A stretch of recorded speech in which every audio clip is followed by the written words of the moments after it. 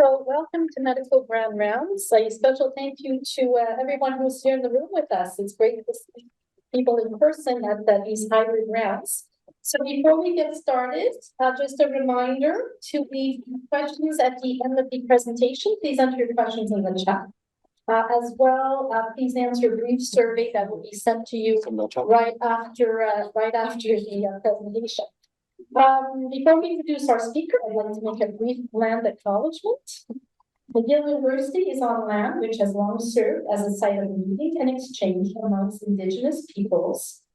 We acknowledge and thank the diverse Indigenous peoples whose presence marks this territory on which people of the world now gather. Thank you, everyone. I'd like to ask Dr. Marcel Bear, the Chief of ID, who invited our speaker today, to please introduce our speaker. Marcel. Nicolas Cortes-Penfield, who's an assistant professor in the Division of Infectious Diseases at the University of Nebraska Medical Center.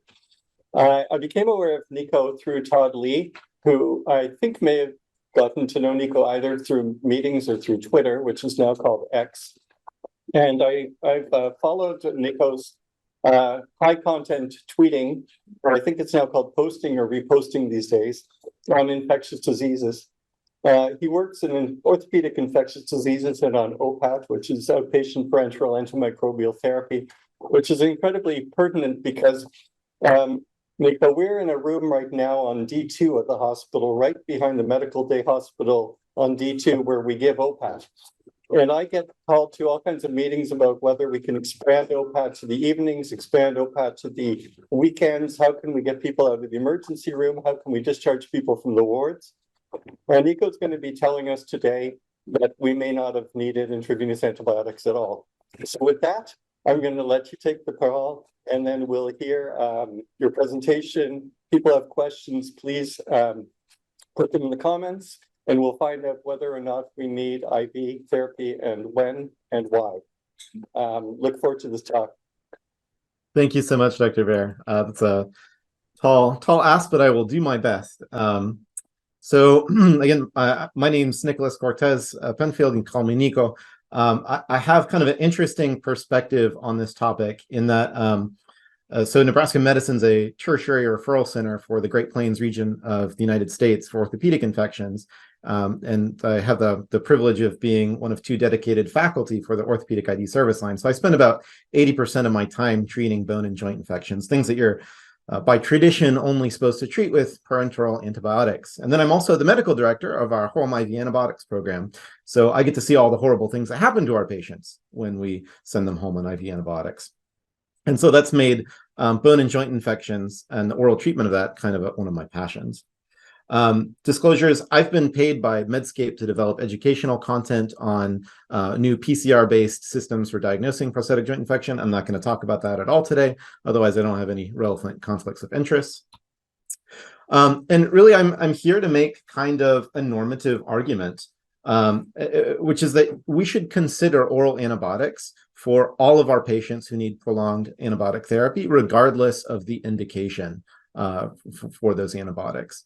And that is because we know that oral antibiotics are safer, that they represent higher value care, and that our patients prefer them in most cases. And so I'm really going to make this argument focused on two of kind of the big beasts in infectious diseases, bone and joint infections and bloodstream infections and endocarditis. And so I'd like to start back at the beginning, about a century ago, because at first blush, it's not obvious why we would have this prejudice against oral antibiotics. In fact, the first case of oral antibiotics being used to successfully save a human life was doing something you're, these days not supposed to do, which is give oral antibiotics for Staph aureus bloodstream infection. So frankly, the first antibiotic that was worth the name was the sulfonamides, the great granddaddy of the sulfamethoxazole component of Bactrim. And in the early 1930s, Pronosil rubrum, a very early sulfonamide, was used to successfully treat a young boy with Staph aureus bacteremia. Just a few years later, there was actually the first case of someone coming down with infective endocarditis and living, again, due to antibiotic therapy with the same drug, oral Pronosil rubrum. And in the 40s, there was a case series of pediatric osteomyelitis, a disease which at the time killed about 1 of 6 kids who came down with it. And with the first use of antibiotics, the authors remarked with surprise that not only did none of these kids die, but actually a majority were cured. So where does the idea that oral antibiotics are inferior comes from? Well, it turns out that person who got a sulfonamide for endocarditis and was cured is really kind of the outlier. The subsequent case series of sulfonamide therapy for subacute bacterial endocarditis, the terminology has changed. Today, we would call this native valve streptococcal endocarditis due to the sort of oral streptococci that we get when we don't have access to good dental care. The outcomes are just dismal with sulfonamides, barely better than getting no antibiotics at all. And this was probably a bug-drug mismatch. You know, the reason we don't use Bactrim for a lot of streptococcal infections, and particularly viridin streptococcal infections, is because they're not reliably susceptible to that class of agents. And then things really changed when penicillin came along. Penicillin, fantastic for strep, revolutionized the mortality of endocarditis. And that led to the first New England Journal review of medical management of endocarditis in the 50s, which was authored by Maxwell Findlin. My ID colleagues may recognize there's a named lecture for this guy at our annual conference. That's because he founded the Infectious Disease Society of North America. And that led him to state that, you know, we've seen sulfonamides fail for endocarditis again and again, and we've seen how much better penicillin works. And we know that oral administration of penicillin is not reliably effective. It's just not particularly bioavailable, and the bioavailability is just not standard from patient to patient. You know, so maybe if you gave huge doses of penicillin orally, it might work. But what we know works well is IV antibiotics or IV penicillin. And really, IV penicillin is the treatment for endocarditis. This was kind of his conclusion. And of course, this gets copied forward on and on to reviews over the next few decades, and a lot of that nuance gets lost until by the time the first AHA guidelines for endocarditis roll around in the 80s, early 90s, oral therapy isn't mentioned at all. And I actually think that they had a point at the time, because the early first-in-class oral antibiotics were not great drugs. They had much poorer bioavailability than their modern counterparts, you know, 40 to 60% versus nearly 100% for the early versus late generation sulfonamides, you know, 20% for the original, you know, OG penicillin versus 70 to 90% for amoxicillin. These earlier drugs had shorter half-lives, which mean they had to be given more frequently, and adherence became increasingly an issue, and their side effects were both more common and more severe. The same thing is true for first-generation oral tetracycline versus modern doxycycline and minocycline, for erythromycin versus modern azithromycin. These first-in-class drugs just hadn't been pharmacokinetically optimized. And so, yeah, they probably were worse. But that doesn't necessarily mean that that translates with the good modern optimized drugs we have today. Okay, so if there is something of a point to concern about oral therapy in endocarditis, at least in the early part of the 20th century, it's much less stringent data supporting the belief that IV antibiotics are necessary for bone and joint infection. And this actually traces back to a review in the New England Journal. And by review, I don't mean review of the literature. I mean review of about 60 patients at a single center, what we would call a retrospective cohort study today.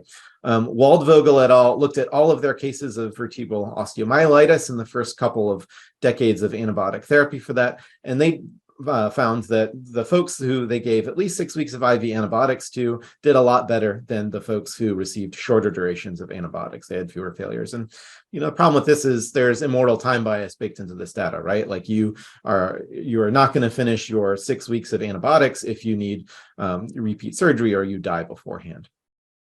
And unfortunately, this is a huge problem with infectious diseases. We're a low evidence-based specialty. You know, where the cardiologists have randomized controlled trials for every single question, we've got mostly animal models and expert opinion based on those animal models, and maybe, if we're lucky, a retrospective comparative study with a multivariate analysis. My favorite example of this is the 2011 MRSA guidelines. whose recommendations for what vancomycin levels to target, so 10 to 15 for a mild infection, 15 to 20 for a severe infection. They say mouse data from a poster presentation at ICAC, a pharmacy conference so old it doesn't exist anymore.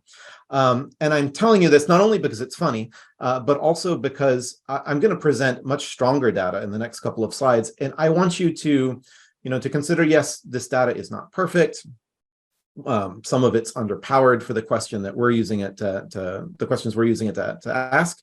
However, how does that body of data compare for the body that supports what we do now? Because I guarantee you the body for what we do now is worse. To that point, those of you in the audience who are attending hospitalists or infectious disease doctors, you have probably personally treated more patients with an IV beta-lactam or vancomycin for bone and joint infection than not only have been included in randomized controlled trials, but then have been included in all published literature on adult musculoskeletal infections, because there are only a couple of hundred of those patients. And actually, until daptomycin came along and its manufacturers paid to have a huge prospective cohort study, the best studied antibiotic in terms of sheer numbers of patients who had gotten it and had their outcomes reported were the quinolones. And that's because the Europeans have been very comfortable using oral antibiotic therapy, in specific combination oral fluoroquinolone rifampin therapy for bone and joint infections for many decades. And frankly, the European clinician scientists are the folks who've been doing a lot of the high quality randomized controlled trials. And so most of that data is based on patient treatment with oral antibiotics. That's actually kind of the most evidence-based therapy for musculoskeletal infections. So here's the heart of my talk and what I'm gonna go through for most of the rest of our hour. There are about 20 randomized controlled trials that have looked at an oral versus an IV antibiotic regimen for a bone, joint, or blood infection, including endocarditis. And in every single one of them, the oral antibiotics did at least as well as the IV antibiotics in terms of clinical cure and or mortality. And actually in 3 of them, 1 endocarditis and 2 bacteremia, there were higher rates of cure with oral antibiotics. And in one of those trials, there was even lower mortality with the oral antibiotics. And so the balance of the prospective randomized clinical data suggests that oral antibiotics are at minimum as good as IV antibiotics and perhaps superior. Next, I want to build the case that if I can convince you the oral antibiotics will work as well as the IV antibiotics, it's obvious that we should choose oral antibiotics. And I'll make this on a couple different grounds. The first is safety. We know that adverse events in OPAT are not rare. About 8% of patients are going to have a complication that requires their catheter to be removed or exchanged. And receiving vancomycin or daptomycin, which are 2 of our workhorse drugs for empiric gram-positive therapy in both bloodstream infections and bone and joint infections, are particularly associated with increased risk of catheter complications. This is not just theoretical. Here's data from my own institution. So we've treated about 400 patients in the preceding 6 months. We've had 2 DVTs, 3 catheter infections, 3 C. difficile infections, 13 other complications that required either an ED visit or a catheter exchange, and another 17 complications that required us to change antimicrobial therapy due to adverse events. And this is by no means the floor of quality. We're actually, in the United States, an award-winning center for stewardship and OPAT, and a center that multiple other universities have sort of turned to it for advice. We have actually one of the best developed programs, at least in this country, and are still having this much trouble. The next case I'll make is value. So literature consistently finds that doing OPAT instead of oral antibiotics adds about $3,000 per treatment course. There's nice data out of Belgium that looked at inpatient switches to oral therapy, and they found that they were able to save about $5,000 a day for their hospital by getting folks from IV to PO switch even before discharge. There was a very interesting oral presentation at ECMID, the European ID Society meeting earlier this year. I don't know if it's showed up in the peer-reviewed literature, but they looked at nursing time spent on administering IV antibiotics, and they found that it was taking up to an hour a day per patient to give antibiotics. I don't know about you guys, but for us, there's a huge nursing shortage right now. This is a big pain point on the inpatient side. And so switching to pills that can be administered much faster is really important for us. And then finally, The switch from IV to PO antibiotics in the hospital is kind of a signal for the ID docs, the hospitalists, the surgeons to take a pause and say, hey, why does this person need to be in the hospital? And indeed, a large orthopedic hospital that implemented the OVIVA trial, which I'll mention later, and started systematically switching folks from IV to oral antibiotics very early in their course, found that they were able to realize a 4-day reduction in length of stay. If those of you who you're doing internal medicine and you have issues with setting up OPAD over the weekend and having patients linger in the hospital because they haven't have their home IV antibiotics set up, hopefully this will resonate with you. And the last is burden. So patients really struggle with OPAD. It takes them a mean hour and a half per day to administer their antibiotics versus 6 minutes a day to pop some pills. And that has been shown to lead to more missed work and more missed school. About 30% of patients require 3 or more teaching attempts to be able to demonstrate that they can self-administer their antibiotics. And then when you survey patients, at least in the Veterans Affairs system in the US, about their experiences with catheters, it's almost entirely negative.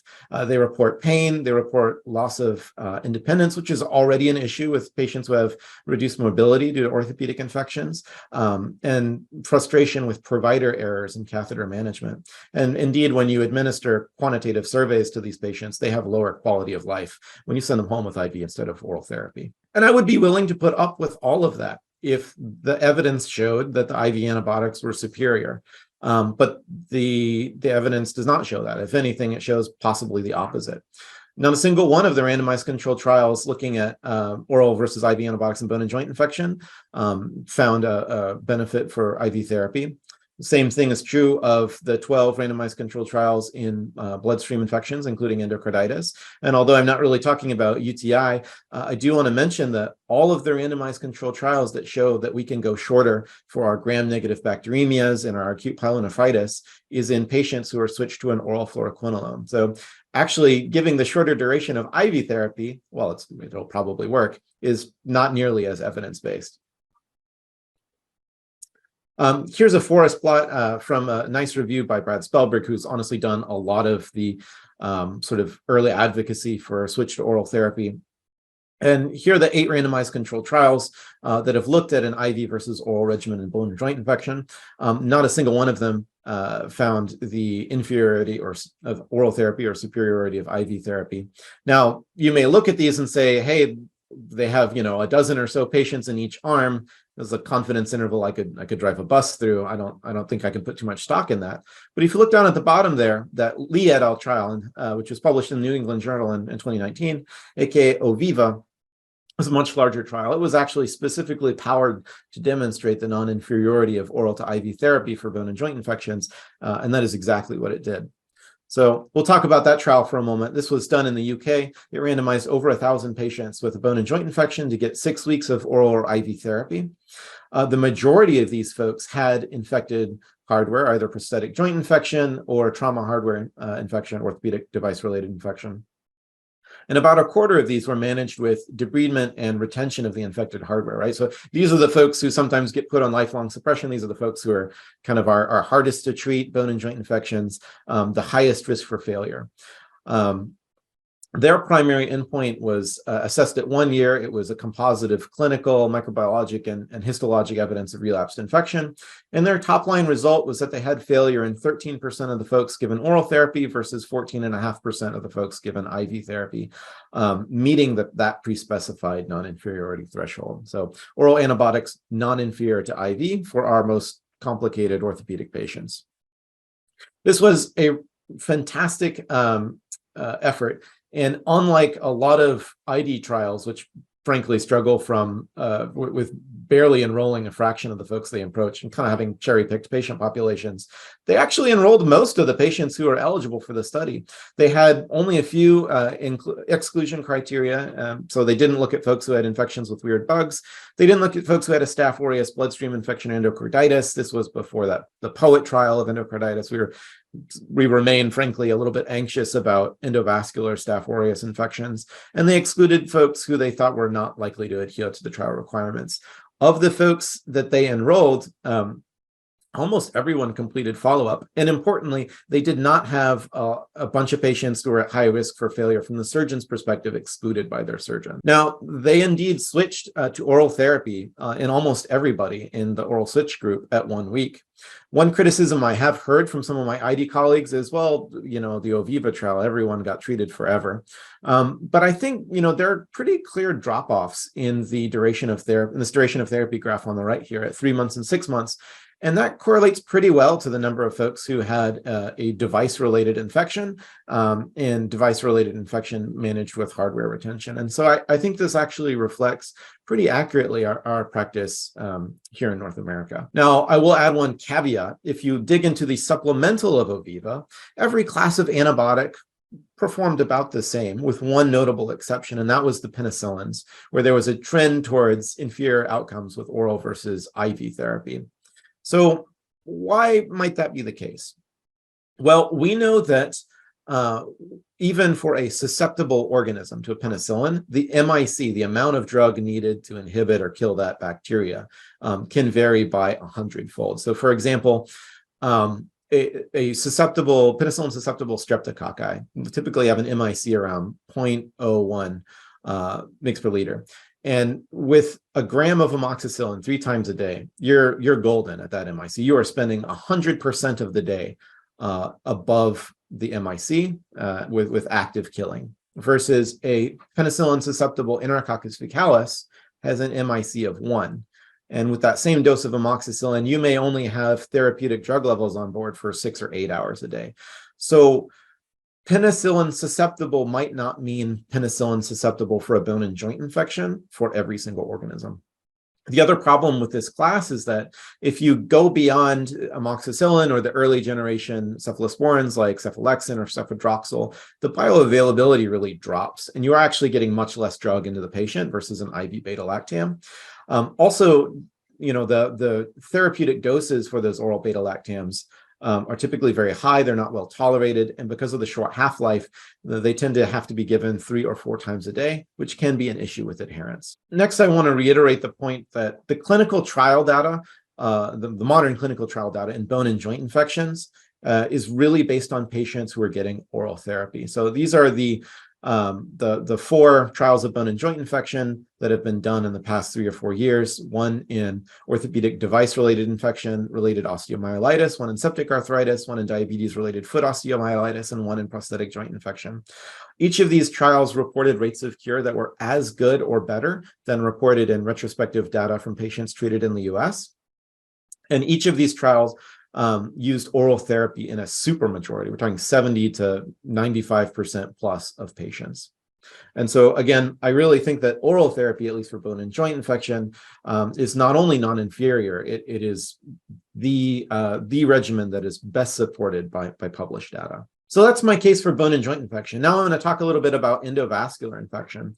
So again, there have been 12 randomized controlled trials that have treated patients with bloodstream infections, including endocarditis, with either an oral or an IV regimen.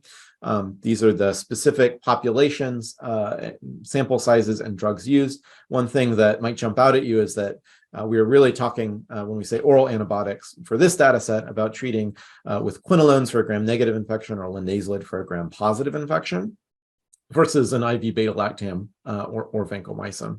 And in not a single one of these trials, again, was the IV regimen found to be superior. And in fact, in 3 of them, the oral regimen looked superior, and the remainder, they looked equivalent, with the meta-analysis of these data suggesting the superiority of oral regimens.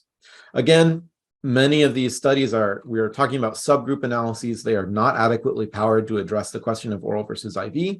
An important exception to that is the POET trial, which we'll talk about now. This is the original study was Iverson et al. In 2019, and then Bunkar et al. Was published a little bit later and reported kind of long-term follow-up outcomes.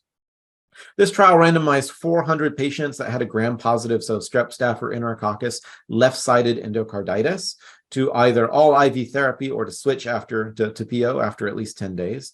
They had a composite endpoint of mortality, unplanned surgery, embolic events, or recurrent bacteremia.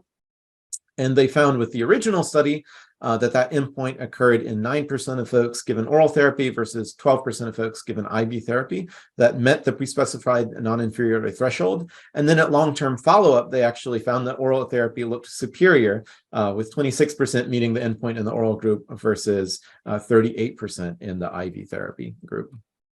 Now, this was not quite the pragmatic trial of Oviva. They had, I think, a little bit stricter inclusion-exclusion criteria.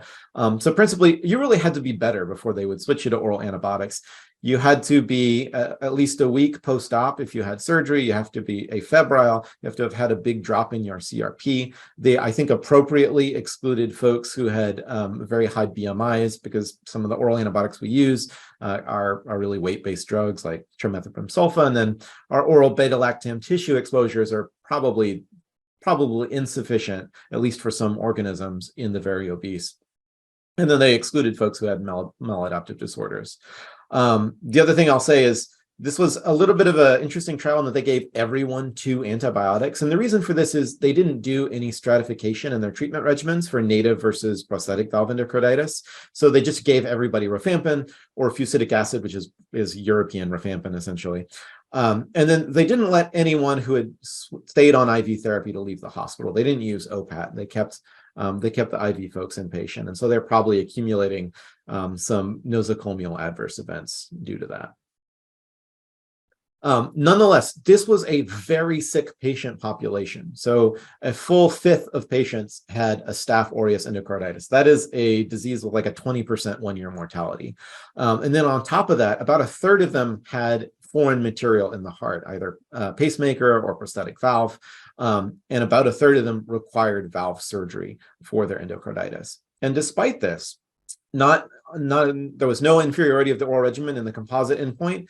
If you break down each of those subcomponents, all-cause mortality, unplanned surgery, emboli, relapse, no signal towards inferiority of oral antibiotics in any of that. And then no matter how you carve this patient population, if you looked at the old folks, if you looked at the folks with diabetes, the folks with kidney disease, the folks who needed surgery, there was not a single subgroup that looked like they benefited from IV antibiotics. The point estimate very consistently favored the oral arm.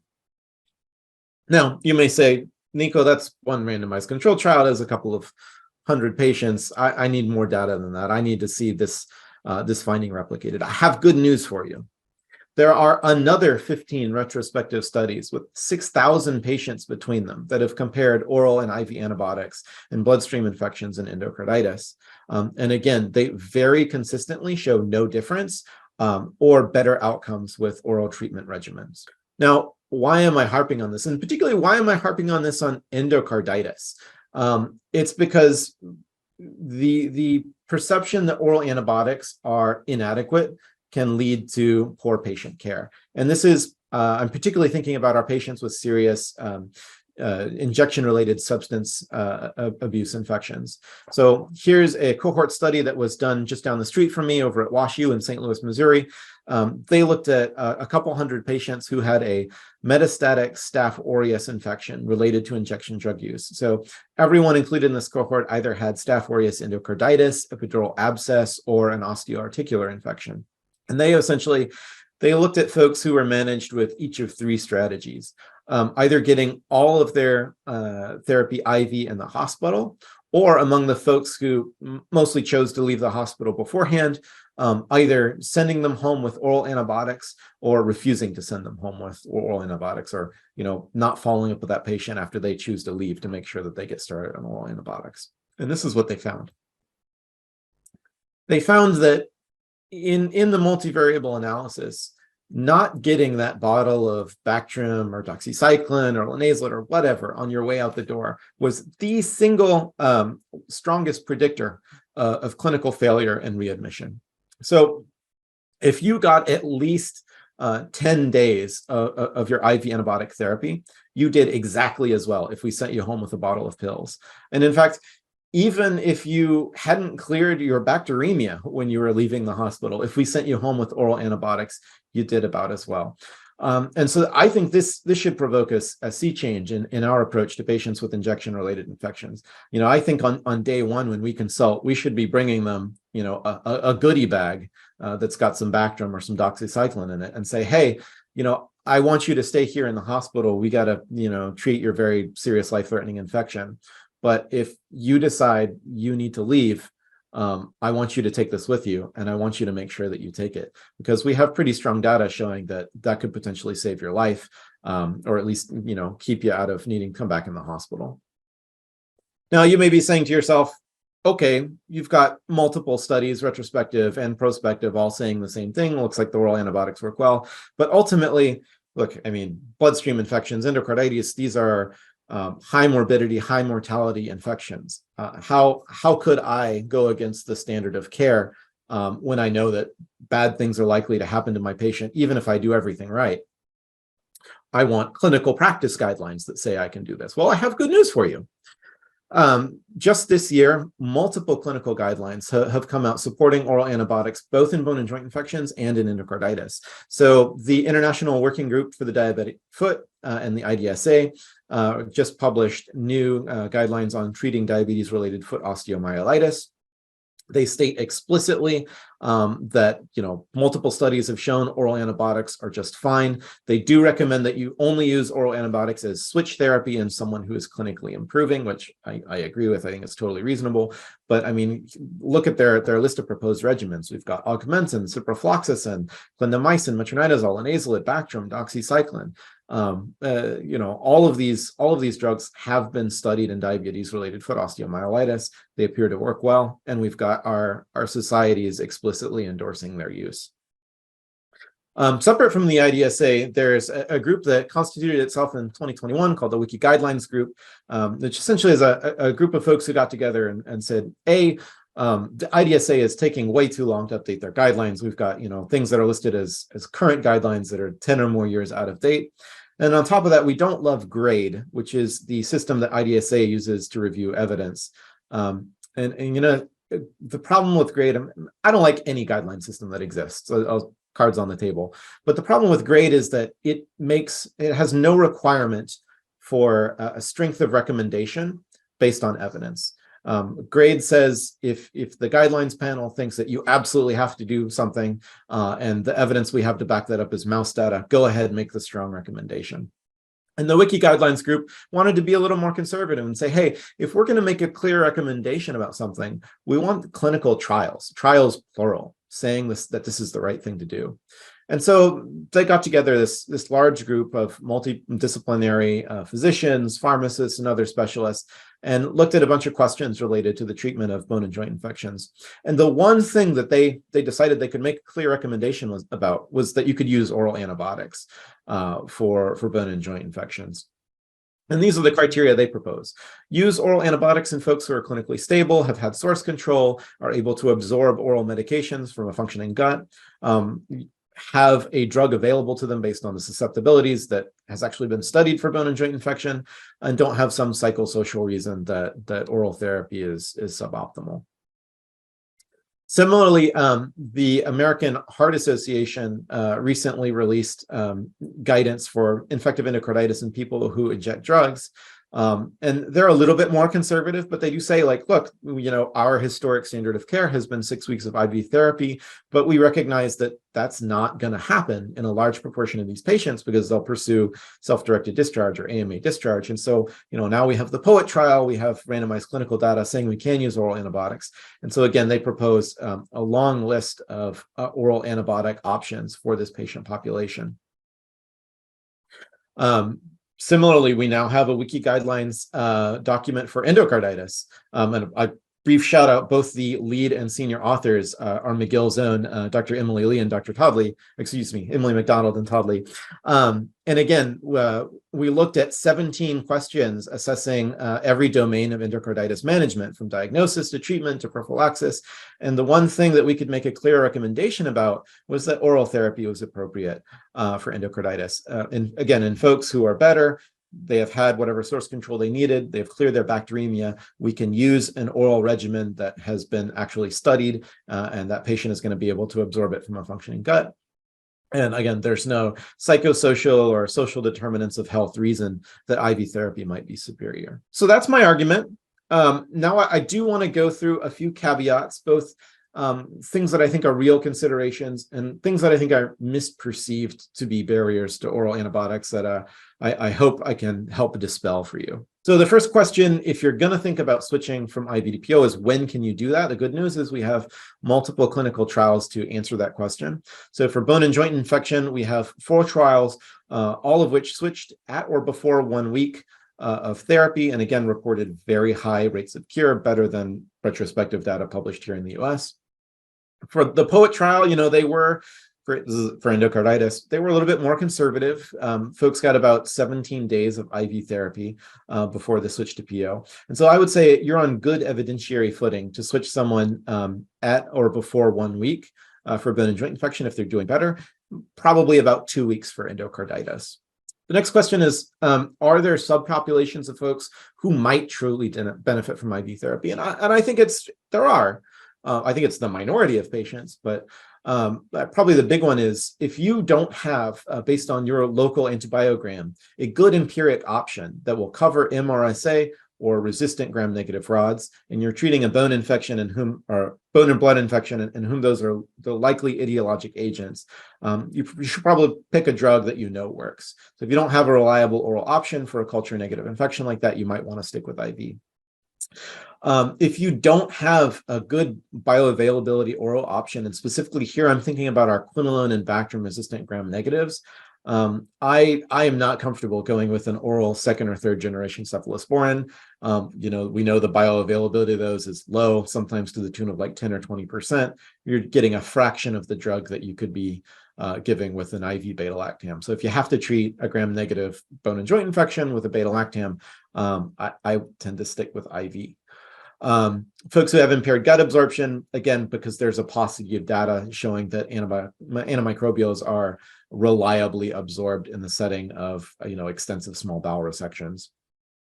For folks who are significantly obese, and I'm sorry I don't have a specific cutoff for significantly obese, but at least not one that's based in data, we should probably be careful about using drugs in whom we know weight-based dosing is really key. Again, we're talking mostly about trim-sulfa or Bactrim and our oral beta-lactams here. And then 5, and maybe this is not an issue in Canada, but you're more enlightened people than we are. But here in the States, often IV antibiotics may be the only justification for keeping an uninsured or underinsured patient in the hospital and actually getting them access to other medically necessary services. I'm thinking specifically here about a homeless patient who's admitted with diabetes-related foot osteomyelitis. And I have colleagues who work at safety net hospitals around the country who have explicitly told me, yes, I know the oral antibiotics would work well, but my patient needs care that they are otherwise only eligible for in the hospital if they get IV antibiotics. And so I'm insisting that the IV antibiotics are the only thing that's going to work. And I can't really gainsay that. I think that those folks are appropriately advocating for their patients. The next thing I want to say is, when we talk about oral antibiotics and concerns about bioavailability, we should be specific. We're talking about oral beta-lactams. Almost every other class of oral antibiotic is 100% or near 100% bioavailable. And there is, assuming your gut works and you can receive any oral medication, there's really no reason to prefer, an IV quinolone or tetracycline or linezolid. That just doesn't make sense. For oral beta-lactams, that's really where you're getting much more drug in the patient with an IV versus an oral agent, depending on the specific drugs we're talking about, again, especially our 2nd and 3rd generation oral cephalosporins. And then, again, once or twice a year, I see someone who is put on oral vancomycin for an invasive staph infection. Please don't do that. It has 0 bioavailability. Oral vancomycin is only for treating C. difficile infection. If you are going to use an oral beta-lactam, you need to give the max tolerated dose. This was shown very nicely in a review of treatment outcomes with gram-negative bacteremia. They compared outcomes with an oral beta-lactam versus switch to an oral fluoroquinolone or Bactrim, and they found that overall the oral beta-lactam patients did worse. But when you looked at the specific dose of oral beta-lactam, the folks who got your standard dose of an oral beta-lactam, they did way worse. And the folks who were prescribed, the highest recommended dose of that oral beta-lactam, they actually did exactly the same as the folks who are switched to the traditionally high bioavailable drugs. So, it can be tough for a patient to tolerate high-dose Augmentin 3 times a day, but if you feel compelled to give that drug for a serious infection, that's probably the dose you should be using. Last but not least, particularly for our patients with chronic cardiac and renal disease, be careful about giving high-dose Bactrim. So AKI is not rare in Bactrim, and it is dose-dependent, and also more likely to occur in patients who are given loop diuretics. I think we probably worry a little bit too much about Bactrim-induced hyperkalemia. Retrospective data suggests it's actually vanishingly rare. However, it becomes much less rare when we're talking about patients who are co-prescribed ACE inhibitors, ARBs, and spironolactone. So in that patient population, I'd be careful about using Bactrim. I'd avoid it, and I'd insist on close monitoring if I felt compelled to use it. And then probably most importantly, among the real caveats, just because a patient can be sent home with an oral antibiotic does not mean that they are ready for discharge. There is a whole cottage industry of people essentially trying to prove that ID doctors are valuable, and that if you call us for a patient with a serious infection, your patient's likely to do better. And if you dig into these studies, it is not that we are better at using antibiotics, that we give, we're more likely to give an appropriate antibiotic or anything like that. It's that we're more dogged in the search for source control and getting rid of, the metastatic sites of infection in the patient with a Staph aureus bacteremia. And so, yes, you can treat with oral antibiotics. I have treated Staph aureus bacteremia with oral antibiotics. I've treated staphylococcal prosthetic joint infection many, many times with oral antibiotics. But you need to make sure that that patient is ready to leave the hospital. And when I have seen oral antibiotics fail, it is because someone came into the ED with fever, they got a blood culture, they got called a day later because the culture was positive for Staph aureus, and their ED doctor said, "I'm calling you in some clindamycin, take this for 7 days." And that's not an oral antibiotic failure, it's a source control failure. Now for some not real caveats. There is, I think, a widespread perception that adherence is better with IV therapy. That is possibly true inside the hospital, but really not studied well outside the hospital. The best data we have comes from that OVIVA study. They looked both at patient surveys and MEMS, which is essentially a little device that tracks when you open your bottle of pills to take a pill. And they found that there was slightly better adherence in the IV arm, but it was modest. And importantly, it did not have a clinical impact, right? The non-inferiority of the oral antibiotics was still proven. But importantly, 80% of patients were taking their oral antibiotics 98% of the time. 95% of their patients were taking their oral antibiotics at least 85% of the time. So the adherence was actually very, very high, and I don't think this should be a concern except for patients who are placed on many times a day dosing schedules of medication. I think linezolid hysteria has gotten really out of hand.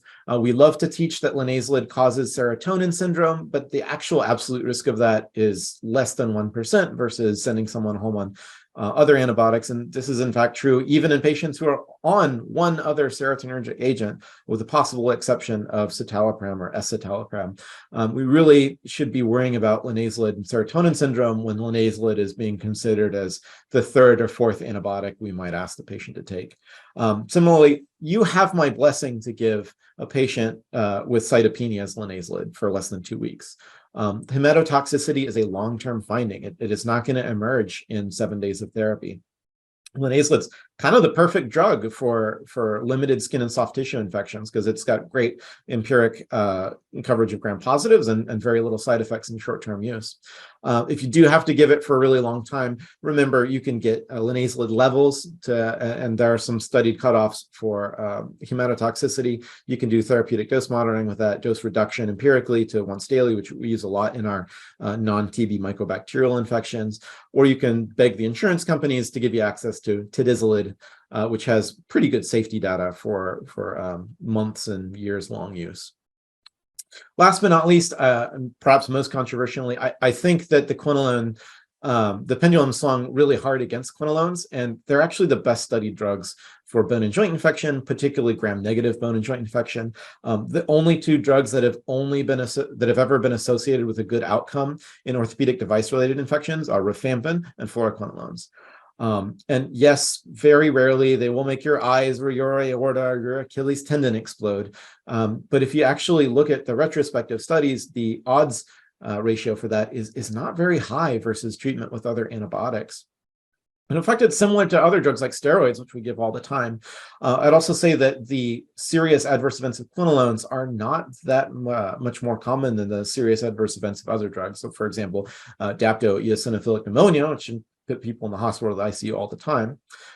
If you're thinking, oh, my patient just had C. diff, I can't give them a quinolone, I better give them a third generation cephalosporin like ceftriaxone instead. That makes no sense because data suggests that the quinolones are, if anything, a little bit less C. diffogenic than our late generation cephalosporins and carbapenems. And again, we can keep these adverse events rare by being thoughtful in who we give quinolones to. So absolutely, if you have a patient who's on steroids, has a history of aortic aneurysm, has a collagen vascular disease, don't give that patient a quinolone. But as long as we avoid our high-risk groups, we should be able to keep these rare adverse events rare. I'll leave you with one thought, which is that when I was in med school, I took a class on evidence-based medicine, and they showed us this pyramid, with the idea being that practice changes as we build evidence, from first things we think are true because of our personal experiences, to retrospective observational data, to clinical trials, and eventually our randomized controlled trials that don't have the problems with confounding by indication or immortal time, and then finally kind of the holy grail of systematic reviews. And this is how medicine evolves over time. And I have been watching the data for oral antibiotics and bone and joint infection climb this pyramid for the past decade since I was a fellow. And it has really not had much impact in practice until very recently. And so I'll propose to you that this is actually how things work. We decide how we're going to practice medicine largely during training. We see how each of our attendings practice. We pick and choose the best things from each of them, and they become kind of our core professional identity. And when retrospective observational data comes along and challenges that identity, we say, well, that's very interesting, but there's confounding. I wonder what a randomized controlled trial would say. And then when we get that randomized controlled trial, or at least when we get it in a big journal, maybe we change our practice if it's an easy win, right? If the new practice doesn't have a downside, if it's cheaper, if there seems like there's clear mortality benefit, not a lot of side effects. But if it's something that really flies in the face of tradition, we probably tell ourselves, well, that's one randomized controlled trial. Who knows how generalizable that is? Who knows if this applies to, my very sick patients? And then I think what actually moves the needle is two things. It's society guidelines. It's the perception that the standard of care has shifted, or honestly, publication and UpToDate, which has an undue influence on what the standard of care is, at least in the US. And then eventually it's how we see our colleagues practice. It's seeing that practice change in people we respect and seeing that their patients have good outcomes. And I'm not saying that this is how it should be. I don't think it's how it should be. I'm saying I think this is how it is now. And I would invite you to consider whether or not that is actually the best thing for our patients. Or if instead, we should acknowledge that maybe there is no perfect data, but where there is an absence of data, we should compare the body of evidence for what we do now and the potential practice change, and not necessarily have that bias towards how we were trained. In this case particular, even if you believe the data for oral antibiotics is imperfect, it's at least as good as the data for IV antibiotics. And we know it's easier to give our patients. We know it's cheaper. We know it avoids the iatrogenic harms of having these long-term catheters. So why shouldn't that be our default preference? So to sum up, give your patients oral antibiotics. Do it because it'll reduce catheter complications, because it'll be easier for your nursing colleagues, because it'll reduce national healthcare spending, because it'll improve patients' quality of life. You can do it in patients who are well enough to go home most of the time, and you can point towards many randomized controlled trials and now multiple guidelines from major societies and independent groups, all blessing this practice change. Be thoughtful about who you use oral antibiotics in. Some patients may not have a good oral option because of the pathogen or the resistance pattern. Some drugs are not as good switches. Really, again, thinking about our oral beta-lactams, have to be used very thoughtfully. Some patients, either because of significant obesity and concerns about the pharmacokinetics of the amount of drug being given, or because of malabsorptive disorders, may not be good candidates. And then most importantly, just because you can send someone home on a pill does not mean that they are ready to go home. Probably even more than antibiotic therapy is making sure that you have adequate source control. So, that's my talk. Thank you for your attention, and I would be delighted to answer your questions.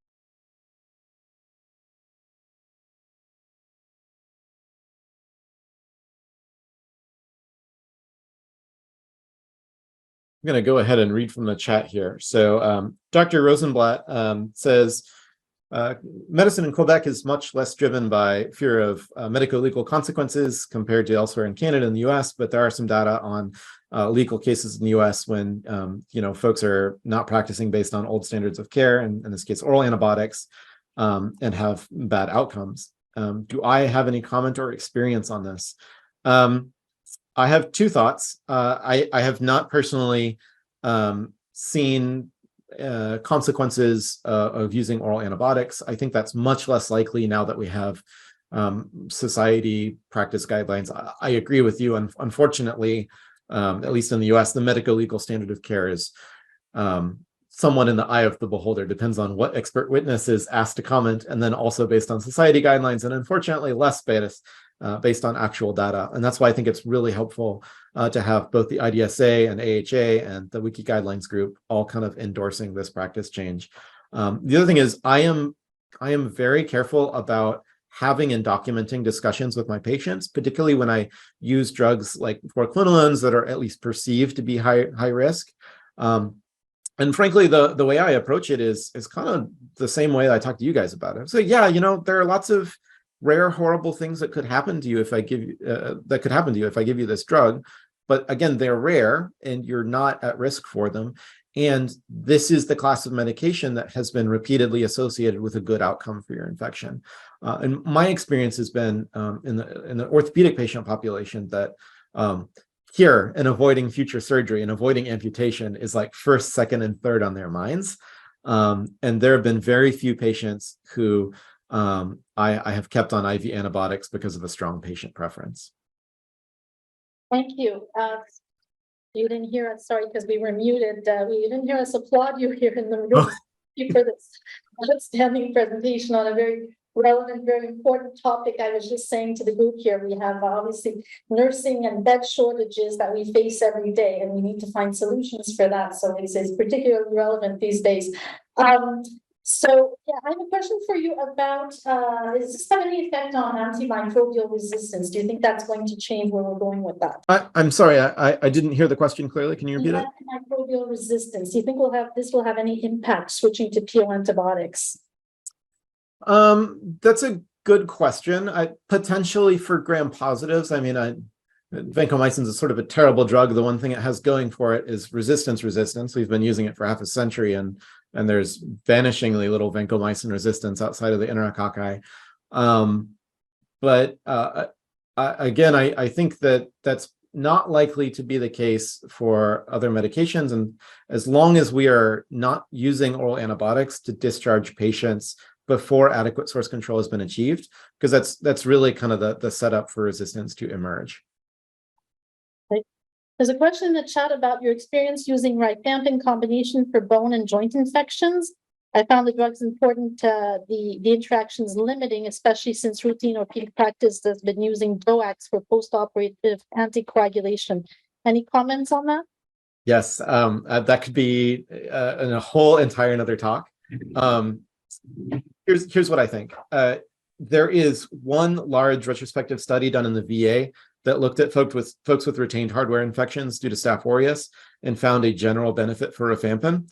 But every other study, including the original randomized control trial by Zimmerli that started this practice in the first place, has looked at outcomes with rifampin plus a fluoroquinolone or has looked at outcomes of rifampin plus drugs, and then when you stratify the folks who got rifampin plus a quinolone, those are the folks who benefit. There's really, outside of that one trial by Suzuki, or one cohort study by Suzuki, really not much data that rifampin is helpful when added to anything besides a fluoroquinolone. And that's actually not that surprising, because beta-lactams and glycopeptides are big, bulky molecules that don't get into cells, and we know that intracellular bacteria are a main source of failure in bone and joint infections. And they also act at the cell wall, and we know that staph in biofilm is not actively dividing. And so, having a fluoroquinolone and rifampin, having two active drugs, it probably is a stronger combination. So I don't lose sleep if I can't give rifampin due to the surgeons using DOACs. The other thing I will say is you might approach your surgeons about post-operative prophylaxis with aspirin for VTE. And I know that sounds weird because we don't do that in the medicine world, but there are actually many studies in the orthopedic literature suggesting that aspirin may provide similar VTE prophylaxis after orthopedic procedures with fewer with a better adverse event profile, and that would also let you use your rifamycin.